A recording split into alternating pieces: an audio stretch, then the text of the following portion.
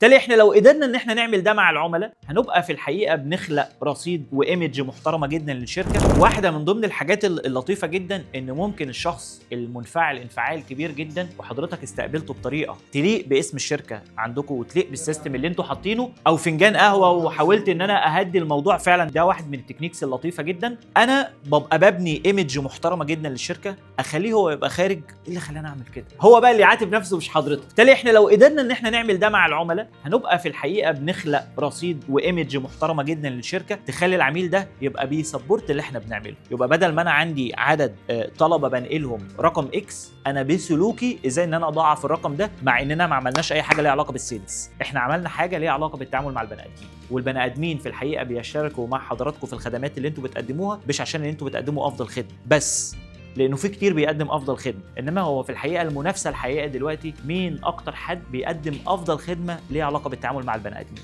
واتصور ان هو ده السبب الاساسي اللي خلى الشركه تبقى بتنفست في حضراتكم ان انتوا تيجوا تحضروا تدريب زي ده، انه ازاي نقدر نعلى بالاداء بتاعنا في التعامل مع البني ادمين، لانه شغلكم كله ليه علاقه بالتعامل مع البني ادمين.